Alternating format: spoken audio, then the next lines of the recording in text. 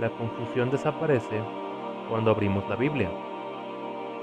Al leerla, habrá muchas cosas que entenderás y por fin ya no tendrás la duda con respecto a doctrina o nombre de la iglesia y otras cosas más. Una de las preguntas más comunes que mucha gente se hace cuando no tiene a la mejor o no conoce mucho sobre Dios es si en realidad existe Dios. Esa es una pregunta importante, porque yo también me la había cuestionado. Pero repito una vez más, repito que en la Biblia se encuentran las respuestas que tú necesitas. Claro, también puedes encontrar respuestas en arqueología, también puedes encontrar respuestas en la ciencia, que la ciencia es algo muy importante también que tomar en cuenta. Pero ahorita vamos a centrarnos primeramente en la Biblia. La pregunta que una persona se hace normalmente viene siendo, ¿en realidad existe Dios? ¿O esto es un cuento de hadas? ¿En realidad será esto en serio? Bueno, en Génesis, si tú abres tu Biblia, vámonos al libro de Génesis, en el capítulo 1, versículo 1, los primeros versículos, versículo 1, 2, 3 y 4 y 5, dice así: en el principio creó Dios los cielos y la tierra estaba desordenada y vacía, y las tinieblas estaban sobre la faz del abismo, y el Espíritu de Dios se movía sobre la faz de las aguas. Y dijo Dios: sea la luz, y fuera luz. Y vio Dios que la luz era buena, y separó Dios la luz de las tinieblas. Y llamó Dios a la luz día, y a las tinieblas llamó noche. Y fue la tarde y la mañana un día. Aquí te darás cuenta, si sigues leyendo en el capítulo 1, capítulo 2, capítulo 3, los primeros capítulos de la Biblia, darás cuenta que ahí es donde explica que Dios fue el creador de todo esto. Y muchas personas me preguntan, ¿y cómo fue que lo creó? Bueno, aquí no dice mucha información en la Biblia, pero dicen que Dios fue el creador. Si tú me preguntases a mí, ¿cómo fue que Dios creó la tierra? Yo te diría, no lo sé, porque la verdad no tengo la más mínima idea. Yo no sé qué se necesitó para crear toda esta complejidad que tenemos a nuestros alrededores. Es como si tú me preguntaras, ¿cómo fue que Henry Ford hiciera el motor o hiciera los carros? Yo te diría, no lo sé, pero sé que existen porque los veo, ¿verdad? En el caso de la Biblia es lo mismo. ¿Cómo sabes que Dios existe o cómo sabes que Dios fue el creador? No lo sé, pero sé que existen las complejidades. Sé que existe la complejidad en una fresa, sé que existe la complejidad en un ojo, sé que existe la complejidad en un cerebro, sé que existe la complejidad en el universo. Así como el carro, o así como un carro tiene tanta complejidad para que funcione, yo concluyo que existe alguien que lo haya creado porque es muy complejo el motor es muy complejo. Así como veo la complejidad de un celular por dentro, concluyo que alguien lo tuvo que haber creado porque no pudo haberse creado de una explosión o así de la nada. En este caso es lo mismo. Si veo que el cerebro es muy complejo, si veo que el ojo es muy complejo, si veo que el cuerpo humano es muy complejo, o una fresa o un plátano, o si veo que el espacio y el universo tiene mucha complejidad, entonces mi conclusión sería, pues, creo que ahí existe alguien ahí arriba o creo que hay un creador arriba, ¿verdad? Hay alguien que hizo todo esto. Entonces, a lo que voy es esto, amigos. Aquí en la Biblia dice que Dios fue el creador. ¿Cómo fue que lo hizo? No tengo la más mínima idea, pero sé que Él fue el quien lo hizo. Repito, así como tampoco sé cómo hayan creado el motor de un carro. Yo no sé cómo lo hicieron, porque yo no tengo conocimiento de esa materia. Pero sí sé que alguien lo hizo. En este caso también hacemos lo mismo. ¿Cómo sé que Dios fue el que creó todo esto? Porque hay demasiada complejidad, y la complejidad no pudo haberse creado de la nada. Un celular que es tan complejo no se creó de la nada. Ahora bien, ese es algo que tenemos que reflexionar. En la Biblia se mencionan muchos versículos también donde dicen y dan crédito que Dios fue el creador. Por ejemplo, vámonos al libro de Apocalipsis. Dice así: Apocalipsis capítulo 1, versículo 8. Dice: yo soy el alfa y la omega, principio y fin, dice el Señor, el que es y que era y que ha de venir, el Todopoderoso.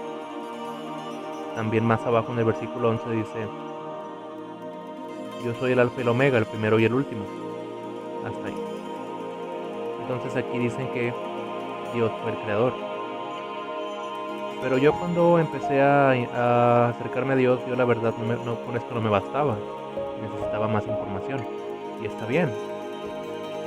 A veces no nos basta con unos versículos o con una poca información. Pero la buena noticia es que la Biblia también ofrece arqueología, que eso hablaré más adelante. Pero por ahora, la Biblia misma dice que Dios fue el creador. Entonces, cuando tú abres y lees estos versículos, te darás cuenta de que Él fue el quien creó todo lo que vemos a nuestros alrededores. Esa es una de las preguntas que muchos se hacen. ¿En realidad existe Dios? Bueno, abre tu Biblia y te encontrarás la respuesta. También Jesús dice en Juan, capítulo 14, versículo 6. Así dijo Jesús: yo soy el camino y la verdad y la vida. Nadie viene al Padre sino por mí. Aquí Jesús se dice a sí mismo que Él es el camino, la verdad y la vida. Es algo muy interesante porque aquí es donde nos damos cuenta de que el camino es Jesús, la vida es Jesús y la verdad es Jesús. El camino, la verdad y la vida. Es necesario entonces darnos cuenta que Dios es el creador. En otros versículos nos damos cuenta de que en la Biblia está registrado algunos detalles muy interesantes. Por ejemplo, vámonos a Job, capítulo 26, versículo 7. Dice: Él extiende el norte sobre vacío, cuelga la tierra sobre nada. Quiero que pongas atención en esta parte donde dice cuelga la tierra sobre nada. Esta información fue muchísimo antes de Cristo, antes del Nuevo Testamento. Esto fue en el Antiguo Testamento. O sea, que significa que fue antes de que Cristo muriera, antes de que Cristo viniera. Entonces, aquí describe que la tierra colgaba sobre la nada. ¿Y qué se ha descubierto hoy en día? Piénsalo. ¿La tierra está sostenida por algo?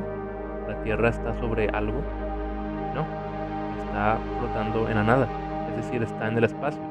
Claro, me vas a comentar que también hay gravedad y lo demás, ok, sí es cierto, pero el punto es que no hay nada que esté alrededor, o sea, simplemente está la Tierra ahí, obviamente están los otros planetas, pero no hay alguien que la esté sosteniendo, algo que se pueda ver que la estén sosteniendo. Entonces, ese es el punto importante. ¿Cómo pudo saber esa persona, cómo pudo haber sabido que la Tierra colgaba sobre la nada si antes no existía la tecnología? Después de muchos años después ya se descubrió que la Tierra colgaba sobre la nada. Pero este no es el único verso. En Isaías, vámonos al libro de Isaías, capítulo 40, versículo 22. Él está sentado sobre el círculo de la tierra, etcétera, etcétera, etcétera. Quiero que pongas atención donde dice el círculo de la tierra. Esta información también fue antes de Cristo, en el Antiguo Testamento. ¿Cómo pudieron haber sabido que la tierra era un círculo? ¿Y qué se descubrió hace poco, o en estos siglos? Que la tierra es un círculo. No es triangular, no es en forma de dona, no es en forma de otra cosa, simplemente es un círculo.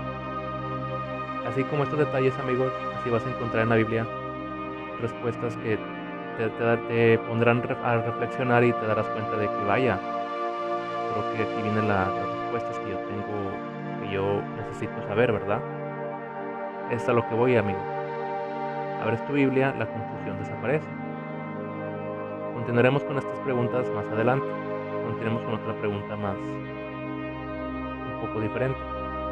Otra pregunta que las personas se hacen normalmente cuando están confundidas es: ¿a qué iglesia tengo que ir? ¿O cuál es la iglesia? Bueno, en primer lugar, amigo, la Biblia dice que la iglesia no es un lugar, simplemente somos nosotros, somos aquellas personas que creen en el Señor y obedecen sus mandamientos, se reúnen y hacen la voluntad de Dios. Por ejemplo, simplemente dos personas, Juanito y Panchito, ellos creen en Dios, se juntan para cantar a Dios, como dice la Biblia, hay que cantar a Dios. Predican la palabra, como dice la palabra, hay que predicarla. En la Biblia dice que hay que predicar para aprender más y tener más conocimiento de la Biblia, de la vida, de muchas otras cosas.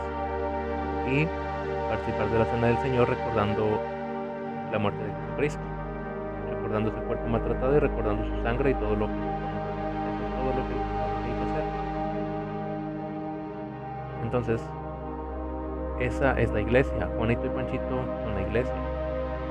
En la Biblia deja muy claro que las personas somos la iglesia. Claro, a veces nos referimos al edificio, pero en sí no es el edificio en sí, sino el grupo de personas que están en el edificio. Esa es la iglesia. Siempre hacemos referencia a un edificio, pero en realidad no es el edificio en sí, sino las personas que están en ese edificio. Pero si no hubiera un edificio, si se reunieran en un parque, esa es la iglesia, no el parque, sino ese grupo de personas. Pasajes como Efesios 1, capítulo 1, versículo 22 y 23 y 1 Corintios 12 y 13 dejan claro que los creyentes son la iglesia.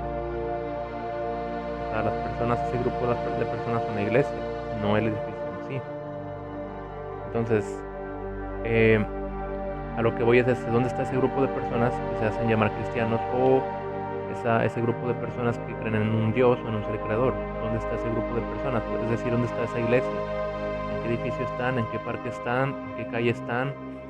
¿En qué cueva están? No importa el lugar, más bien es el grupo, es la iglesia. ¿Dónde están ellos? ¿O cuál es el que se supone que tengo que ir? En los videos anteriores había mencionado que en Romanos capítulo 16, tú lo puedes leer, dice que el nombre que se menciona es Iglesia de Cristo. También en 1 Corintios capítulo 1 versículo 2 dice la Iglesia de Dios. Ese es el grupo de personas que tienes que buscar. O esa es la iglesia a la que tienes que ir. ¿Y cuál es el nombre de esos creyentes? En Hechos 11:26 se menciona que a los discípulos se les llamó cristianos por primera vez en Antioquía. Así de fácil, no dice otros nombres. Entonces ya te respondí la duda número 1 de que en realidad existe Dios. Bueno, ya leímos algunos versículos. La pregunta número 2 o duda número 2, ¿a cuál iglesia se supone que tengo que ir? Bueno, Iglesia de Cristo, según la Biblia, o Iglesia de Dios, es lo mismo. Y duda número 3, ¿cómo se llaman esos creyentes? Cristianos, a secas. No tenemos otros nombres o otro apellido, es simplemente cristiano. Pero recuerde que hay que respetar a los demás. No se trata de decir quién está bien y quién está mal, porque el único que se va a encargar de hacer eso es Dios. Yo no tengo por qué juzgar o decir quién está bien y quién está mal. Yo te deseo lo mejor y lo que estés haciendo para esforzarte en seguir a Dios, quiero que te deseo lo mejor para que sigas adelante, pero también te quiero invitar a la Iglesia de Cristo. Aquí abajo en la descripción del video te voy a poner algunas direcciones que yo conozco. Entonces, volviendo a este tema, recuerden que en la Biblia, al abrir la Biblia, la confusión desaparece. Duda número 4. Hay muchas dudas y muchas preguntas que muchas personas se hacen. Duda número 4. Otra pregunta común sería algo así como ¿por qué tengo que ir a la iglesia? Bueno, pues no es que simplemente no es que tengas que hacerlo como algo obligatorio, simplemente se nace. Esto lo puedes ver en el video número 3, de lo que hablé, que para amar a Dios no se obliga, se nace. Si tú no conoces de Dios, no te pueden hacer ir a la iglesia. En algunos casos, mucha gente no conoce de Dios y pues le nace ir a la iglesia, pero en muchos casos no conoce de Dios y no le nace. En algunos casos, alguna gente tiene que conocer para que le nazca. Entonces, a lo que voy es esto. Tienes que seguir leyendo la palabra de Dios para que tú puedas encontrar las respuestas que tú necesitas. Entonces, ¿por qué ir a la iglesia? Porque Cristo murió por nosotros y Cristo derramó su sangre por nosotros. Lo mínimo que podemos hacer nosotros por Él es honrarlo, darle gracias por lo que hizo, cantarle y predicar su palabra. Eso es todo. No tenemos que hacer sacrificios muy grandes como darnos látigos en la espalda, caminando desde mi casa hasta tantos kilómetros para llegar a ese edificio donde están reunidos la iglesia y decir, aquí está mi sacrificio, Dios. No, porque Cristo ya hizo ese sacrificio.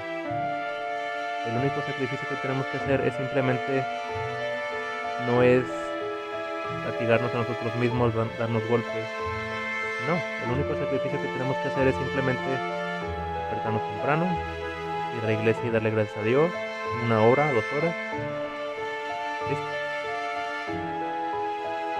No me puedes decir que es un sacrificio porque no cuesta nada. Es como cuando tú le haces algo, te levantas muy temprano para prepararle ese desayuno a esa persona que amas y cuando lo haces ni siquiera lo consideras un sacrificio porque lo haces por amor.